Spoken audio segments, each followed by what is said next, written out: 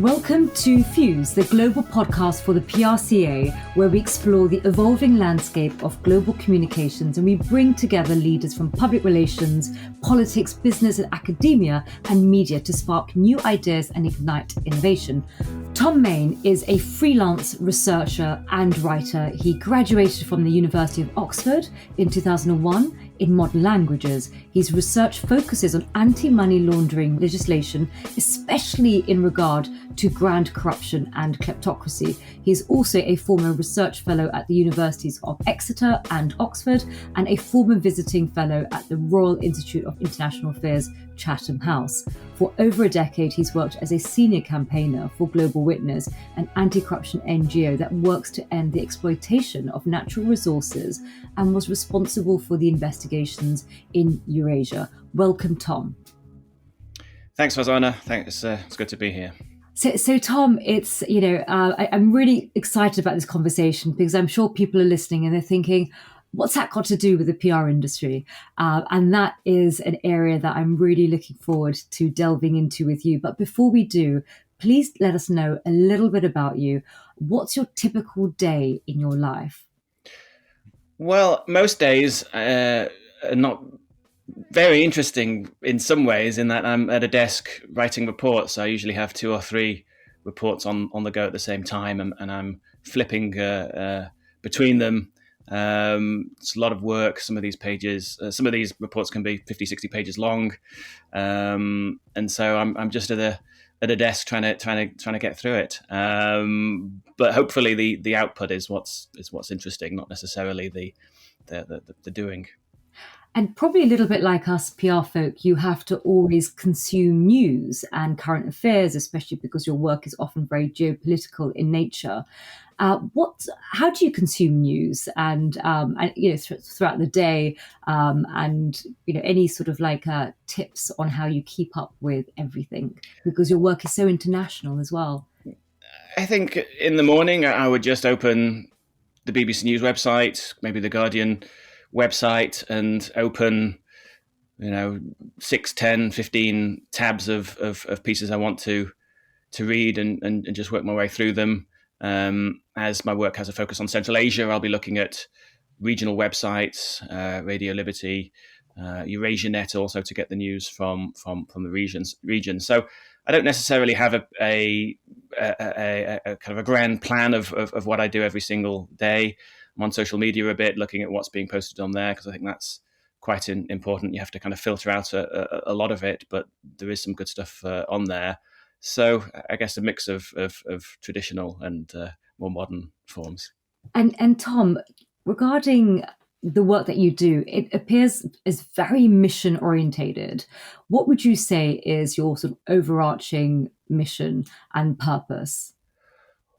Well, I think the mission is really to inform people about the dangers and risks of grand corruption, of kleptocracy, and how we in the UK, we might think we're far away from corruption which happens overseas, but of course, as London is one of the biggest financial centres in the world, if not the biggest, we're very much at the heart of it, and how our actions can inadvertently or otherwise facilitate the corruption that we see overseas.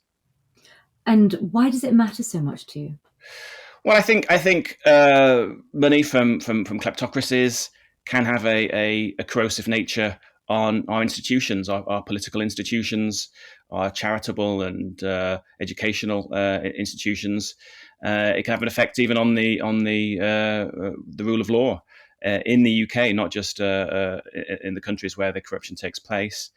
And as we've seen with the Russian invasion of Ukraine, there may be national security issues as well. Yeah. And so you studied modern languages at Oxford. What did you study? Which languages? I studied Russian and Czech. So not very well. Russian's, I guess, spoken by quite a lot of people, but there's not many Czech speakers in the world. And why did you decide those languages in particular? I was fascinated by Russian culture. I like the fact that it was quite a challenge. You have to learn a different alphabet, Mm-hmm. and you had to really do two languages at Oxford, and my French wasn't very good, so I did Czech, which has some similarities to Russian, so I had a bit of an advantage there. And was Oxford quite an intimidating atmosphere to study in, or did you feel? Not necessarily intimidating. The college I was at was a very friendly college. Um, I would say it's quite high pressured. You have to produce an essay a week, sometimes two essays a week on Mhm. writers you perhaps never heard of before, Mhm. or certainly not read much of. So there's a lot of reading to get through. I like to think that that's kind of put me in good stead to what I do now, where you have to condense a lot of information and put it into something that is hopefully readable and accessible and makes sense. Yeah. And then when you left, you moved to London looking for library jobs. What was it about libraries that really called you? Well, I'd spent so much time in libraries. I'd grown accustomed to them and thought, as a first job, hopefully I could get a job in a library. But common tale of people who just moved to London. I didn't manage to get any of them. So that idea was out the window. And so, what sort of libraries do you rate? I mean, libraries can be very atmospheric. I mean, I love the London Library in St James's Square. Any particular tips on libraries that you love visiting and studying in? Well, if you go back to Oxford, obviously the Bodleian is very atmospheric. There's a particular Mm. reading room there, the Duke Humphreys reading room, which is kind of straight out of Yeah. Harry Potter. But in London, obviously, you've got the British Library, and that's where I do a lot of work. There's some great rooms there. The business room is where I go a lot because they have these great databases where I can do a lot of my research.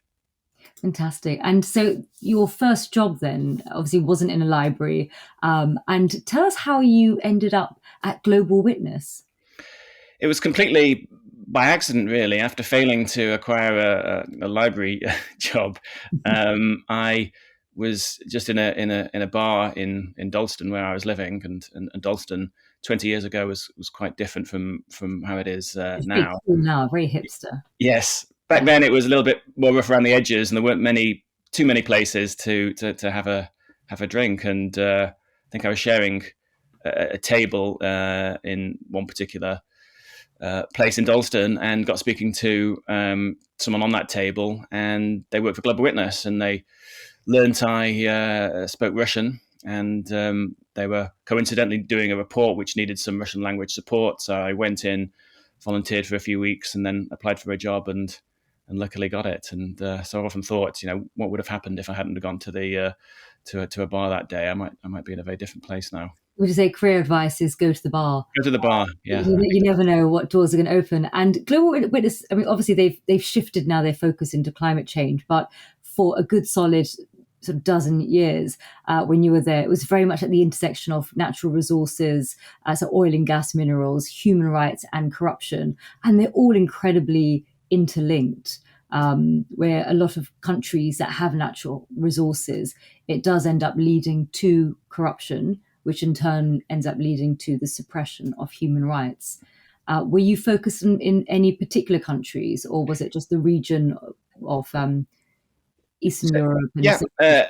So you could be tasked with looking at anything really when you're at Global Witness, but my area of expertise was Central Asia, and obviously having the Russian language capacity helped there.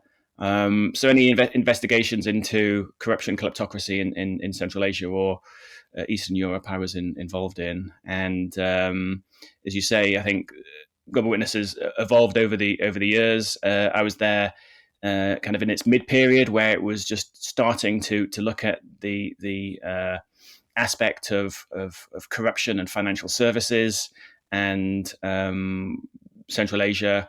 Has a lot of countries which are struggling with the effects of corrupt leaders. So there was a lot to write about. do you think sometimes, in a way, it's a mixed blessing for a country to have natural resources to the extent that it can end up opening the door to corruption and therefore human rights. Because I mean, I know so many people from around the world who are from very resource-rich countries, and they often say, we are so rich in natural resources, but yet we are so poor. Absolutely, there's even a phrase, the resource curse, which I think people tend not to want to use because it sounds like if you have natural resources, you are automatically cursed into falling foul of corruption. So sometimes you hear the phrase paradox of plenty. But it is true that some of the countries with the most plentiful natural resources are the most corrupt, and that's because the people who get in power often steal those resources, and then they have something to protect, so they have to clamp down on any political opposition, any reporting of their misdeeds in order to keep hold of what they've got. Yeah, and we'll talk a little bit later on about Chatham House and the report that then highlights what happens when they then come to certain countries like the UK, and spend their money here and the repercussions it has to the UK. You then, after 12 years working there, obviously, you realised that this was your key passion and mission, and you ended up then writing this incredible report, the Kleptocracy report, which made a huge sort of significant impact on me and many others who read it. How did you then leave Global Witness and come into the world of sort of the academic world in Chatham House?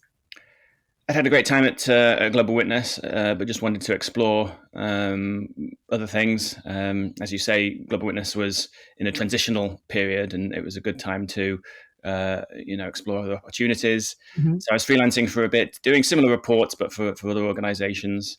And then I transitioned into more of an academic role, which is where I met John Heathershaw, University of Exeter, who's another Central Asian expert. Yeah. And through this collaboration, we ended up with some other academics writing the report, as you mentioned, for Chatham House. So the report was published in December 2021, and it's on kleptocracy. Could you explain what does kleptocracy mean? Well, literally, it means rule by thieves, and as we've been talking about, those countries which do have natural resources, but it doesn't necessarily need to be oil, gas, and minerals. It could be construction contracts or telecoms contracts, anything up for grabs that makes money. Basically, the leaders of that country will take for themselves and their political allies, their family members, and basically monopolize the business sector and basically steal from the people. And as we've said, this often comes with human rights abuses, with repression of free speech, of peaceful assembly. So all of the things that we've been talking about are linked when it comes to looking at kleptocracy and natural resources. And of course, when your report came out, it was a few months before the full-scale Ukraine invasion. Did that turn kleptocracy up a notch? Because all of a sudden, all eyes were on sanctions, oligarchs, money coming into the UK from hostile countries. Did that amplify the impact of your report? Because all of a sudden there was a sense of sort of political expediency that was required to push through the sanctions. Absolutely, it did. I think for 20 years, the opinion of most people in the UK, especially those in the financial services, was they like to make money, we like to make money. What's the issue? But with the full scale invasion of Ukraine, we started to see how perhaps that was a little bit of a blinkered vision, and we were having an open door policy to people who might not have the UK's best interests at heart. And I'm talking about the oligarchs. And I think even though the UK had a bit of a slow start, I think what they did do in terms of sanctioning a lot of these individuals was very much needed, if perhaps a little bit late in the day. I mean, you were all over the news, I remember, for quite a period. Was that driven in your opinion, by the invasion of Ukraine, and therefore the emphasis upon money coming into the UK from those who are close to Putin's government?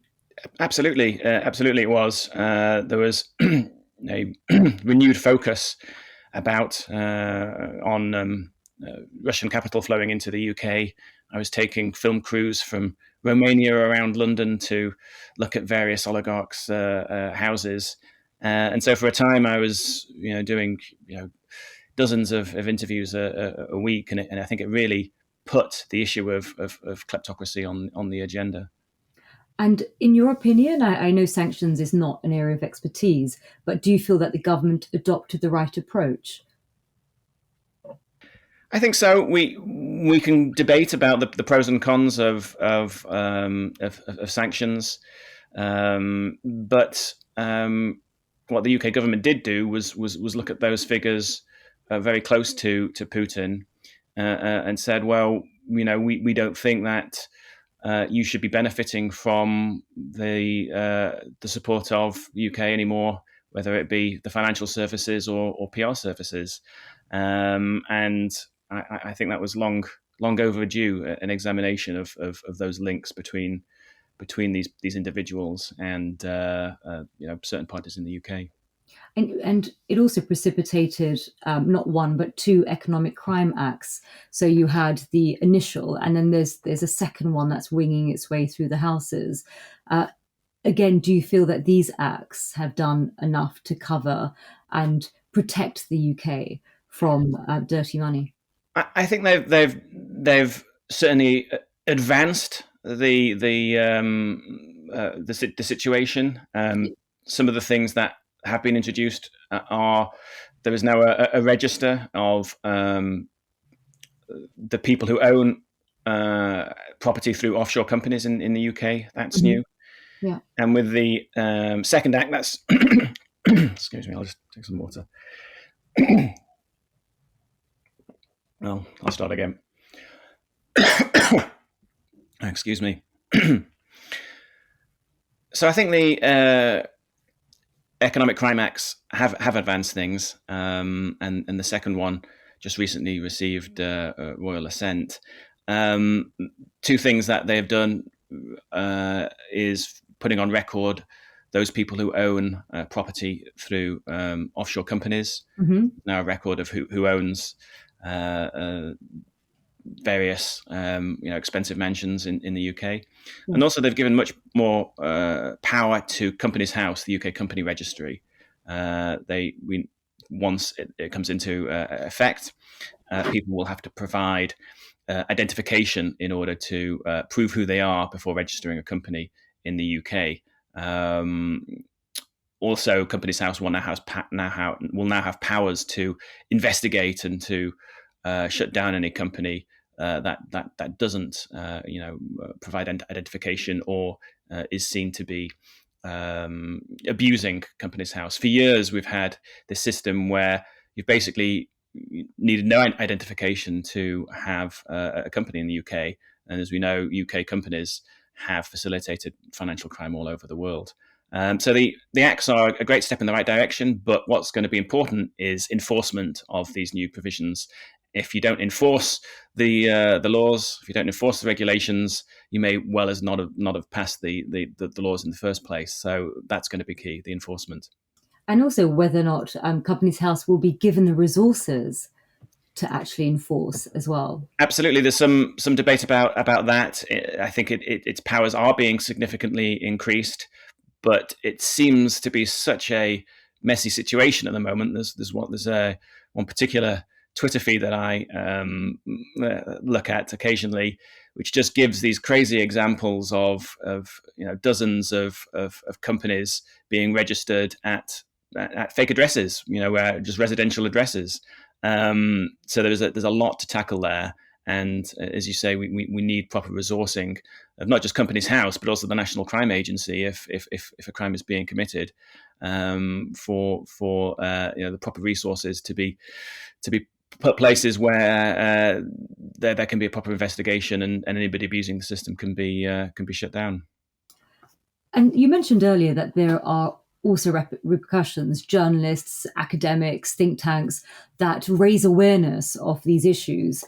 You're obviously opposing some incredibly powerful, wealthy people that have a lot of means at their disposal. And so think tanks like Chatham House and others are often on the receiving end of slaps.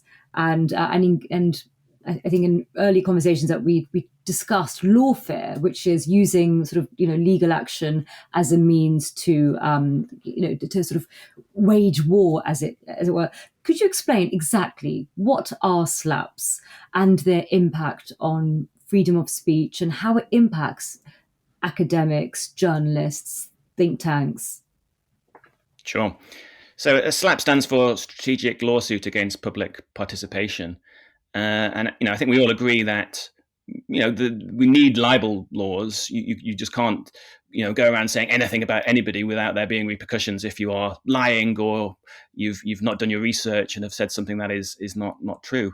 But in the case of slaps, we're talking about people who are basically intimidating people into public interest reporting, usually on financial crime, but it can be on a range of matters. We know certain celebrities have liked to use slaps as well to prevent public interest reporting as well. But in my area, it really is in regard to economic crimes.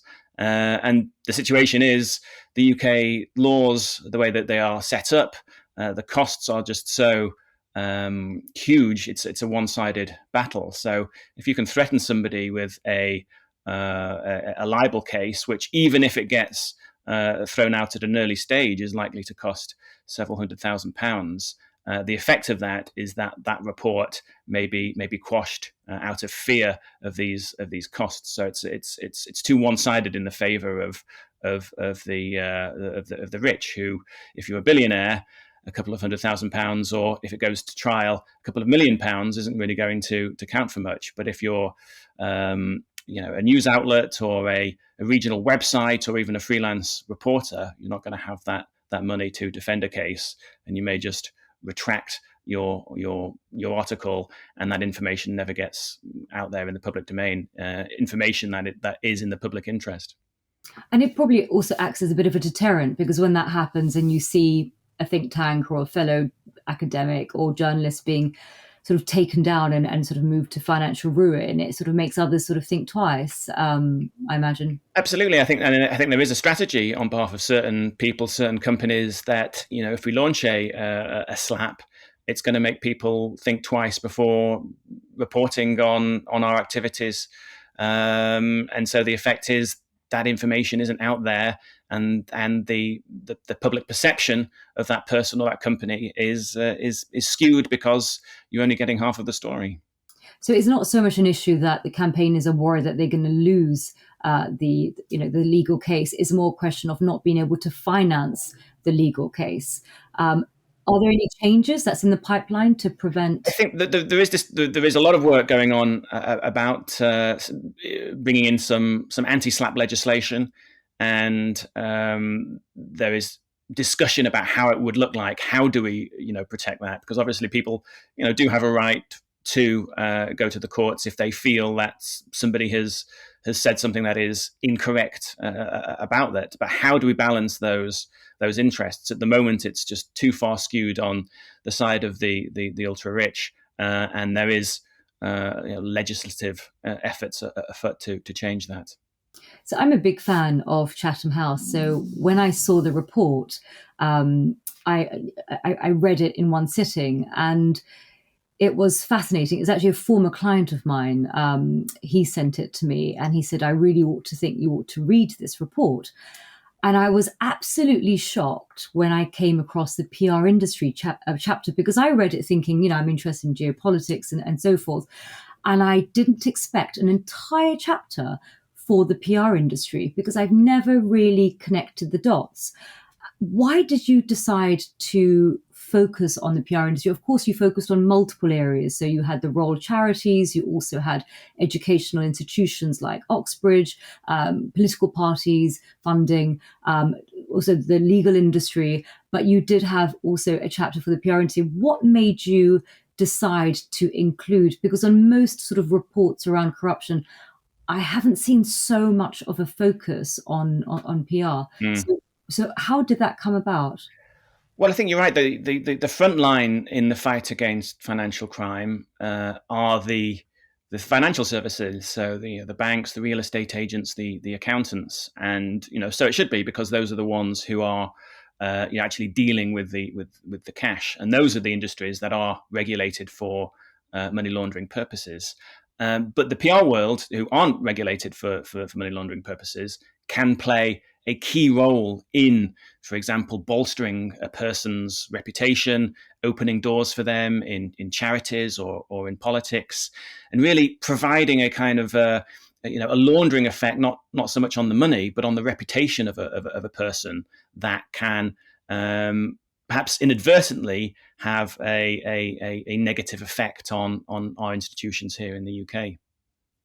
And so after the report, you've been working on a dedicated report on the PR industry. And when is that due to be published? It's going to be published very soon, hopefully. We're thinking at the end of January, the beginning of February 2024. And we're very much looking forward to getting it out there and continuing that debate about what's the issue here, and how do we make things better for everyone.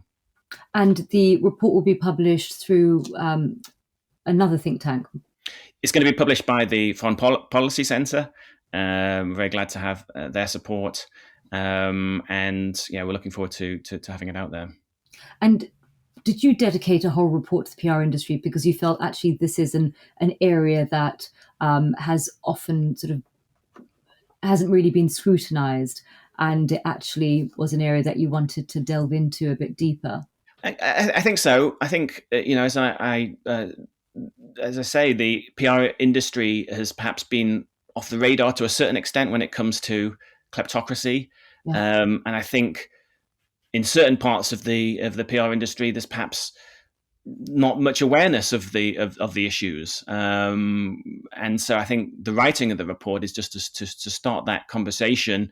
We've got these economic crime acts about how can we improve Companies House and the financial services, but what else can we do? What other industries can we look at who may be lending support to kleptocratic regimes? So it's really, your approach is a sort of holistic, systemic approach to combating dirty money, and that's the public sector, the private sector, and public awareness, and that's where I imagine the PR industry came in. Now, there are, of course, sort of ethical guidelines that do exist already in our industry. We have various different industry bodies. Do you feel that they are fit for purpose? I think the guidelines set out by the PRCA and the CIPR are strong, but of course you don't have to be a member of either membership body to do PR work. I also think that there is perhaps a little bit more to do in terms of just general awareness of what the problems are.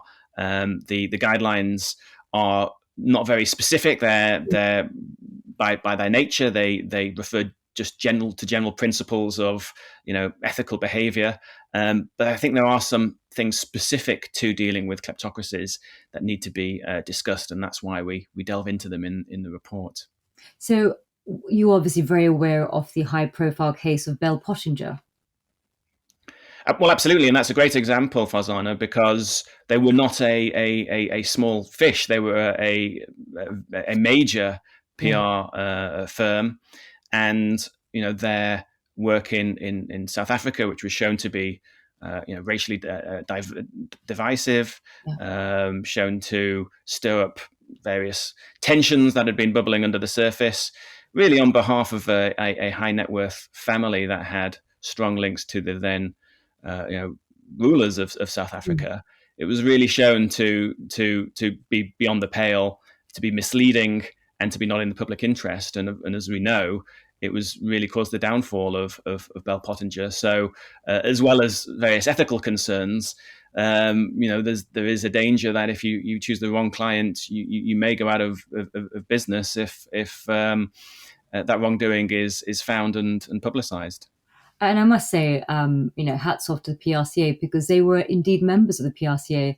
And also, what triggered their demise, some would argue, was actually being kicked out of the PRCA so publicly that then led to a lot of their other clients dropping them, and then they were financially unsustainable. Now, if we look at what's rumbling in the news nowadays, we've got Isabel dos Santos, which is quite a fascinating case study that you've been exploring. And of course, people of that sort of profile, they often have reputation advisors that are helping them navigate the reputation building centres of the world, of which London is one of them. Because of our global media, we have an outsized sort of global voice. What's your thoughts on her case study? It's a fascinating case, but it is really a prime example of when we're talking about the reputation laundering of figures from kleptocracies. Isabel dos Santos is the eldest daughter of the former president of Angola. She has a net worth of around about $3.5 billion, I believe, and through various PR agencies. She would be a very high-profile speaker at various universities, at Yale, at the LSE here in London.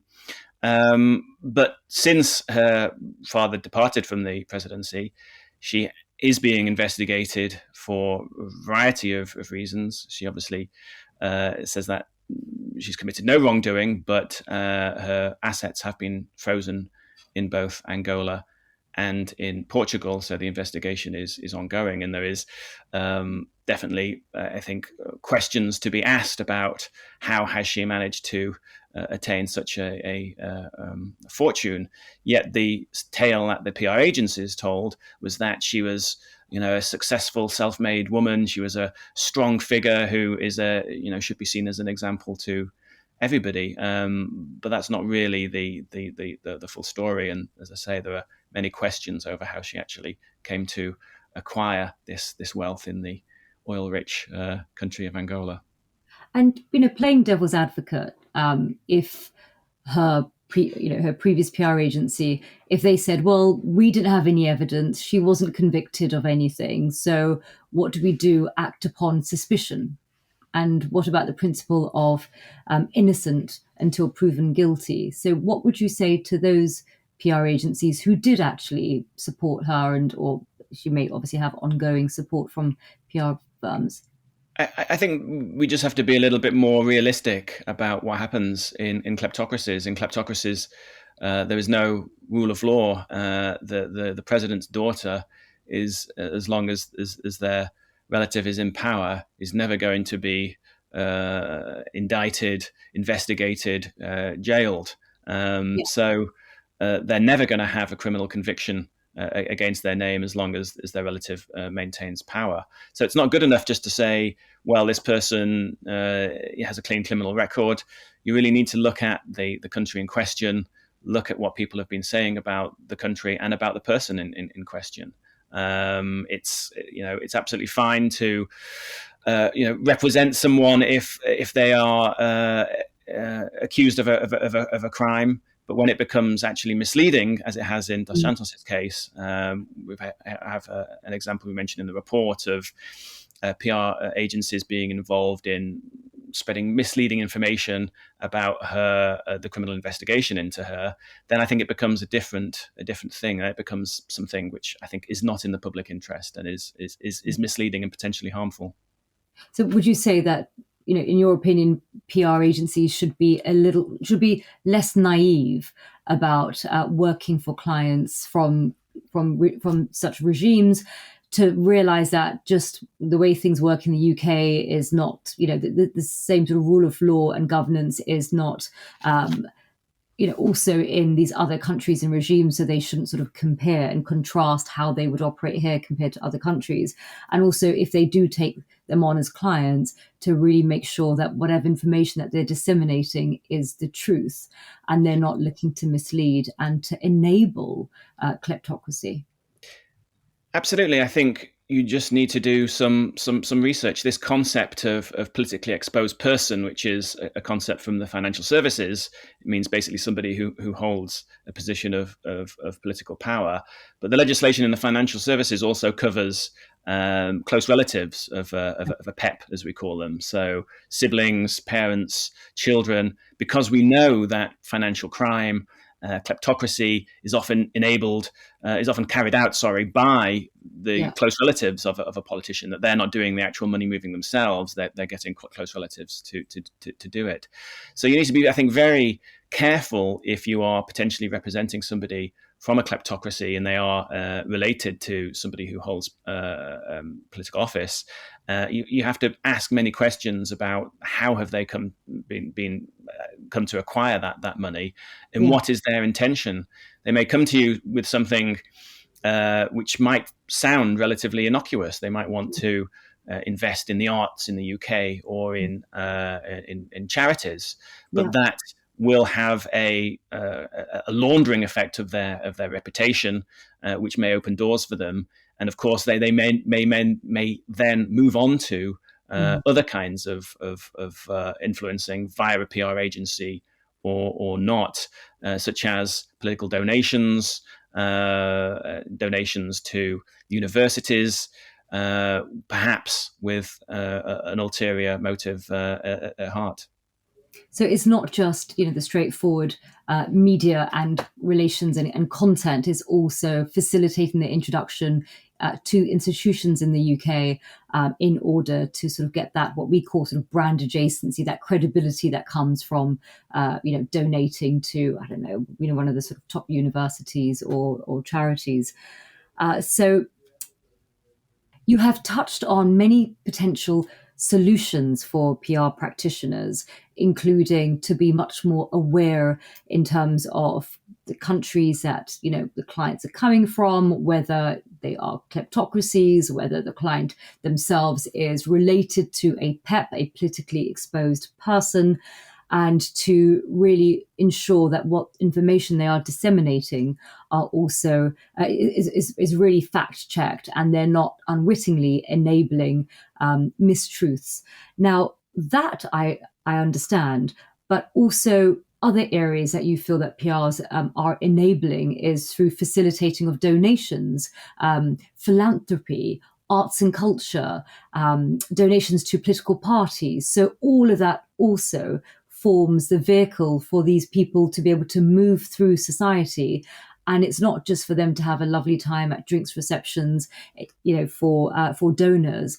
But in your experience, you've also seen that that is a stepping stone to acquiring additional influence in areas that we should really be concerned in, such as our political institutions.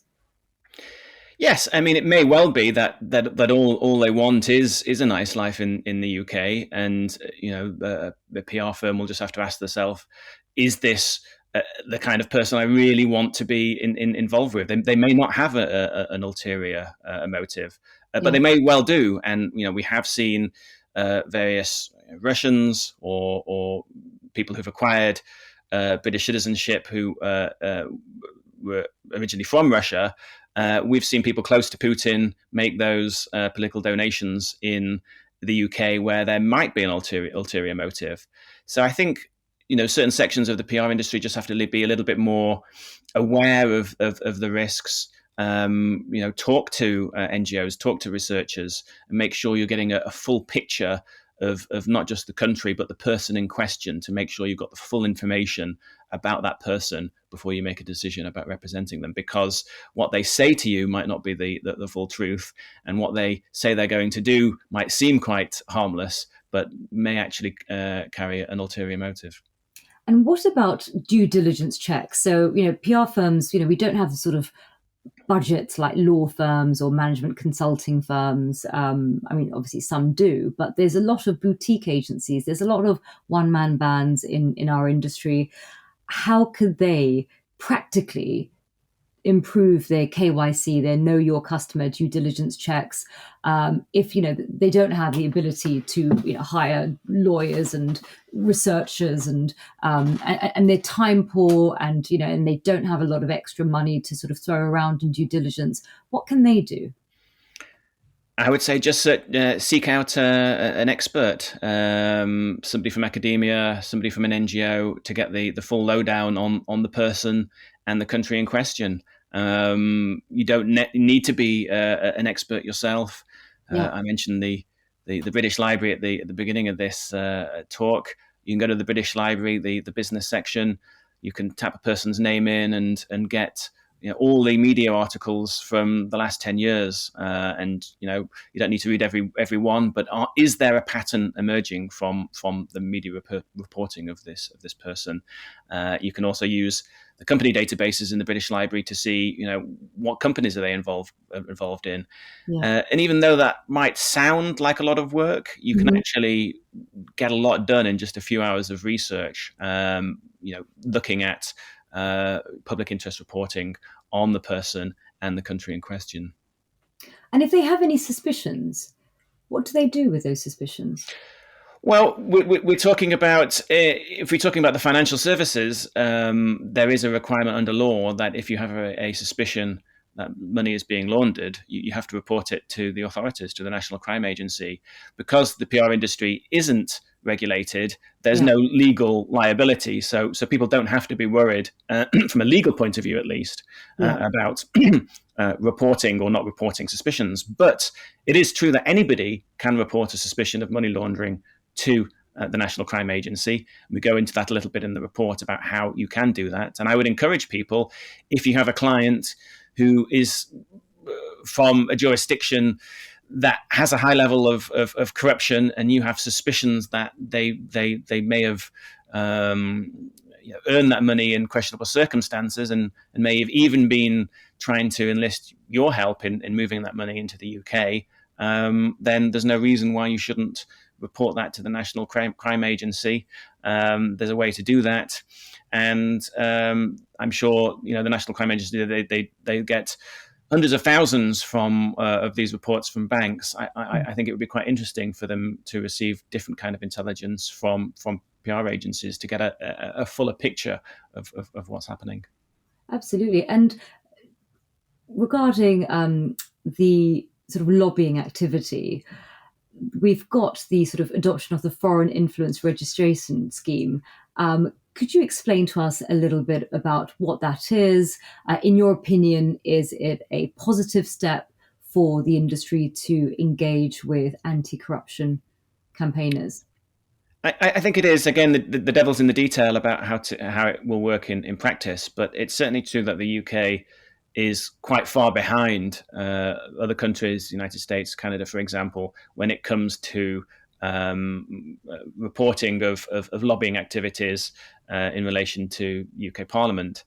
So the previous system was you only had to sign up to the put your name on the lobbying register if you were an outside consultant to a firm. So if you were an in-house PR agent or from any other organization, if you were just a normal employee, you wouldn't have to put your name on this register. I think what the CIPR and other people propose is really that if you're doing lobbying activity of any kind, whether it's for an NGO or for a PR agency, you should have your name down on a register, and there should be a record of the meetings you have with politicians. I think that's quite reasonable, and that seems to be the direction we're headed. And why do you think the UK is so far behind? Well, it's the UK is ahead in certain things and behind in other things. So in terms of the transparency of our companies, we were one of the first countries to adopt a register of beneficial owners, of the real owners of companies. But there was a long way to go, as we discussed, on the actual verification of that information and making sure that the information is correct. It's just been a quirk, if you will, that the register has been set up in that way to involve outside consultants only. I imagine that it was probably set up that way because lobbying may have been done by predominantly by outside consultants years ago. But the situation's very much changed now, and it's just one of those things that hasn't really been looked at until the last 10 years. And luckily, it looks like that there is movement on that now, because there needs to be transparency about the people who politicians are meeting. I think that's something that everyone can agree with. Yeah, and also, there's been such changes and shifts in the industry. We now have law firms coming into the industry and expanding their services into reputation. So I agree, it's a far cry to yesteryear when it was just agency people focusing on lobbying. Now, it's been absolutely fascinating hearing about your story and the fact that you have proactively engaged with our industry, and ultimately your call for practitioners is in our industry to think critically, to be aware of the risks, and also understand that the power that we possess as PRs, which is such a strange concept for us to get our head over, because for so many years, the only way to communicate was really through journalists. So they were the gatekeepers. And now, of course, we can communicate directly and facilitate directly to the public. And therefore, there's a lot more responsibility in our hands. And I wanted to thank you so much for taking that level of time to engage with our industry, because in the past we've always had hit pieces by various different media outlets that says, oh, well, this PR agency is dodgy or that PR agency is doing this. And I think you've engaged with our industry in such a constructive way that I think will lead to a positive ripple effect. Now, I wanted to just understand a little bit about who do you feel, past or present, is a campaigner or communicator, because they're both sides of the same coin. In your opinion, who do you admire? I mean, you're a fantastic campaigner yourself, and I've watched your work for a few years now. But who would you say inspires you? Wow, it's a good question. I think anybody who writes and speaks well, anybody who can present an argument and really back it up. So, let's pick two names, like Christopher Hitchens and Noam Chomsky. Two people with very different political viewpoints. Obviously, Hitchens no longer alive, but even though I might not agree with all of what Hitchens and Chomsky say, maybe not. Maybe most I'll disagree with, but the fact that they can present an argument and speak so eloquently about a particular subject is something I've admired in both of them. It's just fascinating to listen to them, whatever the subject. Yeah, I agree, because I think everyone to a certain extent can communicate, but it's about, can you communicate highly complex ideas in a simplistic way that everybody can grasp? Mm-hmm. And I think that's always fascinating.